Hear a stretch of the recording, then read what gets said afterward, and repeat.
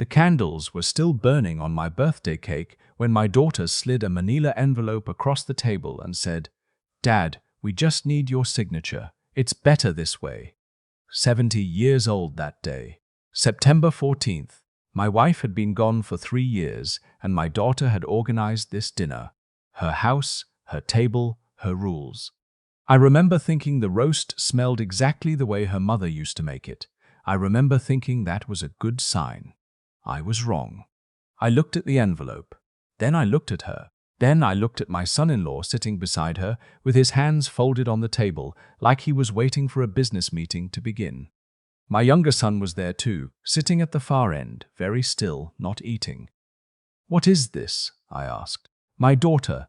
I'll call her my eldest, because that's what she is. The one I put through nursing school. The one I drove 4 hours to help move into her first apartment." She smiled the way people smile when they've rehearsed it. "It's a property management agreement," she said. "You don't have to worry about the house anymore. The taxes, the upkeep, we'll handle everything. You just sign, and it's done." My son-in-law nodded. "It makes sense at your age, Walter." He paused, cleared his throat. "Sorry. I mean, it just simplifies things." He had started to call me by my first name about a year after marrying my daughter. I had never asked him to. I did not open the envelope that night. Let me go back a little, because you need to understand what I'm talking about when I say the house. My wife and I bought it in 1987. Ranch style, 3 bedrooms, a 1/4 acre in the back that she turned into a garden over the years. We paid it off in 2004. By the time she passed, that house was worth a little over $400,000. Not a fortune, but in our part of Ohio, it was everything. It was 37 years of mortgage payments. It was the place where both my kids learned to ride bikes in the driveway, where we spent every Christmas, where my wife kept her tomato plants along the south fence until she couldn't anymore. After she died, I stayed in that house. My friends told me to sell. Too much space, they said. Too many memories. But the memories were the point. I wasn't ready to let them go, and I didn't think I needed anyone's permission to hold on to what I'd built. My eldest and her husband lived about 40 minutes away. My younger son, I'll call him my boy, because he's always felt more like a kid to me even at 34. He lived in Columbus. He worked in IT, kept to himself mostly, called me every good kid. Quiet. The trouble started, I think, the winter before my birthday, maybe earlier than that, but that's when I started noticing things. My son-in-law began making comments. Small ones at first. 400 square feet of garden is a lot to maintain at your age, Walter. Or, have you looked into those senior communities out near Westerville? My mother loves hers. He said it pleasantly, always pleasantly, the way a man says things he's been coached to say. My daughter started asking about my finances, not rudely, just frequently. Was I keeping up with the property taxes? Was my pension enough? Did I have a financial advisor? She offered to help me organize my accounts. I told her I was fine. She offered again 2 weeks later. I mentioned it to my boy during one of our Sunday calls. He was quiet for a moment. "Dad," he said, "what do you actually know about that management agreement they mentioned?" "They haven't mentioned it yet," I said. "Not to me." Another pause. "Okay," he said carefully. "Just don't sign anything without talking to me first." I asked him what he knew. He said he wasn't sure, but the way he said it told me he was surer than he was letting on. I have a friend named Dwight. We go back 40 years, worked together at the same manufacturing plant, retired the same year, play cards every other Thursday. Dwight's brother-in-law is a real estate attorney. I'd met him twice at cookouts. His name was not on any list my daughter kept, and he did not know my son-in-law. I called him the Monday after my birthday dinner. I told him about the envelope. I described what my daughter had said.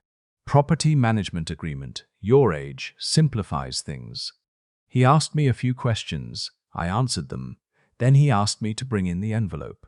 I had not opened it yet. I brought it to his office unopened. He opened it himself, read it for about 4 minutes without speaking.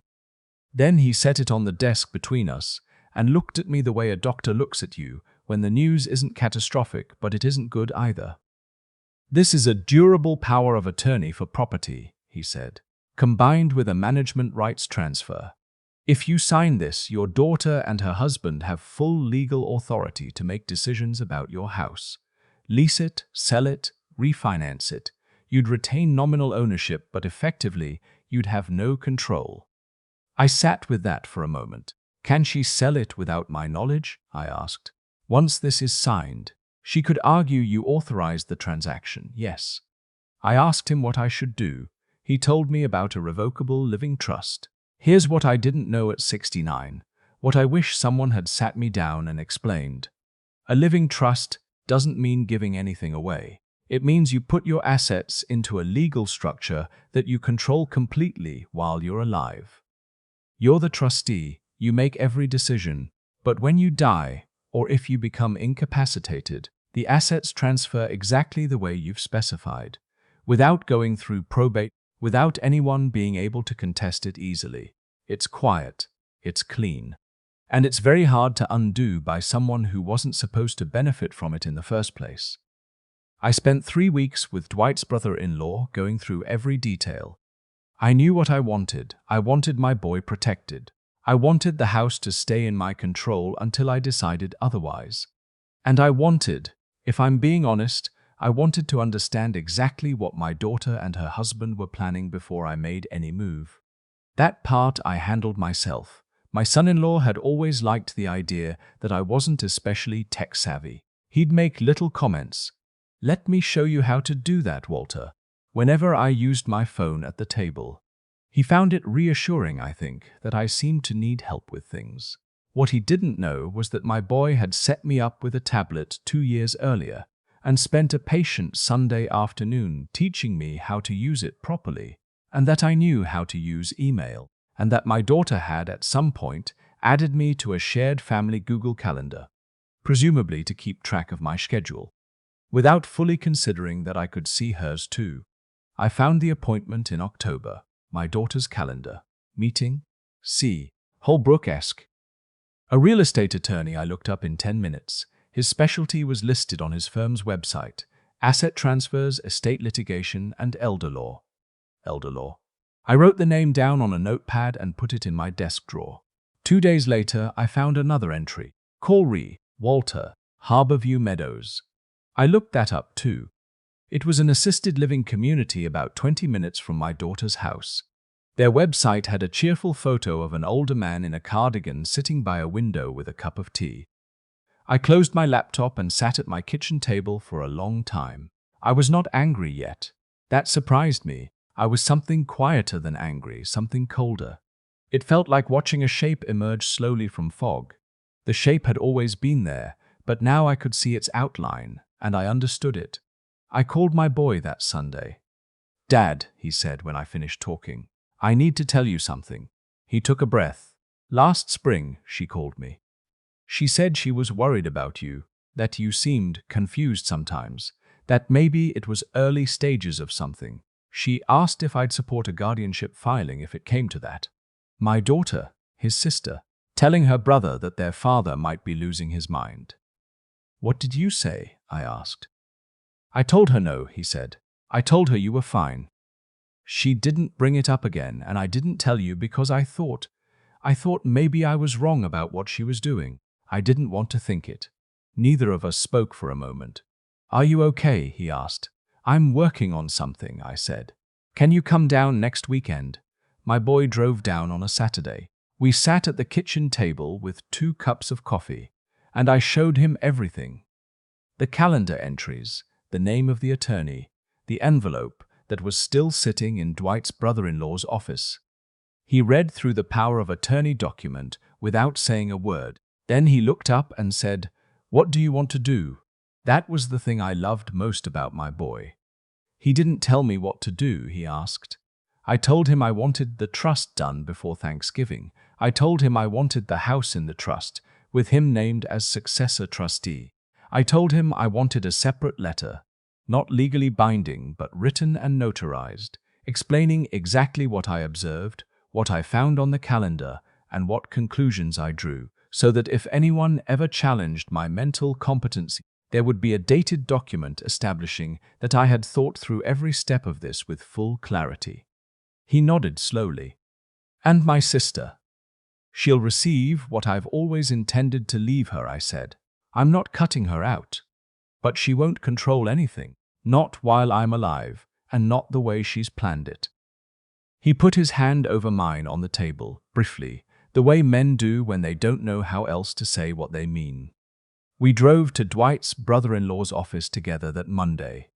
Thanksgiving came on the 28th of November. My daughter hosted again. She had invited the same people, her husband's parents, a cousin who visited once a year, a neighbor couple I'd known for years. She had made turkey and sweet potato casserole and the cranberry sauce from the can that I've always preferred, even though she thinks it's embarrassing. I sat at the table and I was pleasant. I complimented the food. I talked to the neighbor couple about their new dog. I helped clear the plates. After dinner, while everyone was in the living room with coffee, my son-in-law found me in the kitchen. He said, "Walter, we wanted to circle back on that paperwork from September. We know it was a lot to take in on your birthday, but it really would give you peace of mind." I dried my hands on the dish towel. I said, "You know, I've actually been working through some of that." He relaxed visibly. Something in his shoulders dropped. "That's great," he said. "Really, it just makes sense." "I set up a living trust," I said. He blinked. "The house is in it, my accounts, everything I own. My son is the successor trustee." I folded the dish towel and set it on the counter. "So I think we're all set." He stared at me. I watched him run through the implications one by one, each of them landing on his face before he could manage them. He opened his mouth, closed it.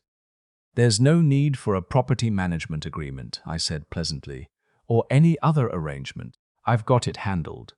My daughter appeared in the doorway. She must have seen something in her husband's expression, because her own face shifted immediately. That polished calm she'd been wearing all evening cracked, just slightly, just enough. "What's going on?" she asked. "I was telling your husband about the trust," I said. "I set it up last month. I should have told you sooner." She looked at her husband. He looked at her. Something passed between them that I wasn't meant to see, and I saw all of it. "Dad," she started. "The turkey was wonderful," I said. "I'm going to go say goodbye to the Hadleys. Their drive home is long." She called me 3 days later. I let it go to voicemail the first time. The second time, I answered. She said she wasn't trying to take anything from me. She said she was worried. She said she just wanted to help. I let her finish. Then I said, "I know about the appointment with C. Holbrook. I know about Harborview Meadows." I said it quietly, not cruelly, just so she knew. Silence. "I'm not angry," I said, which was mostly true by then, "but I need you to understand that I am not confused. I am not incapacitated. I have handled my own affairs for 50 years, and I will continue to do so. If that ever changes, your brother will help me.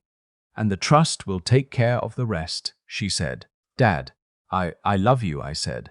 "That doesn't change. But we're not going to pretend this didn't happen." She didn't respond to that. After a moment, she said she had to go. I said goodbye. I hung up the phone. I stood at my kitchen window and looked at the garden.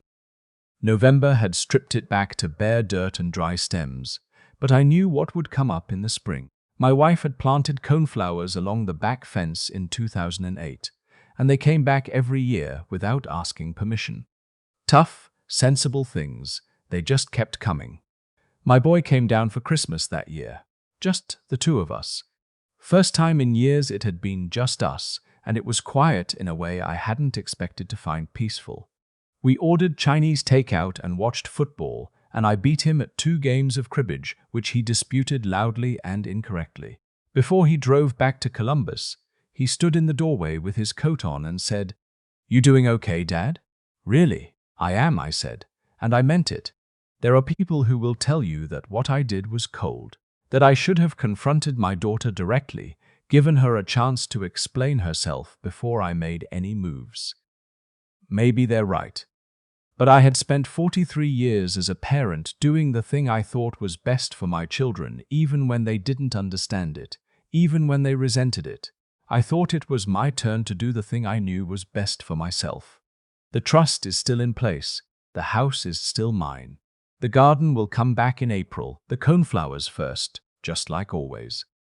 My daughter and I have spoken 4 times since Thanksgiving. It is careful and polite and not what I would call close. I don't know what it will be in a year.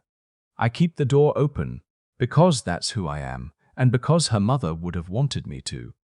But I don't apologize for knowing what I knew and doing what I did.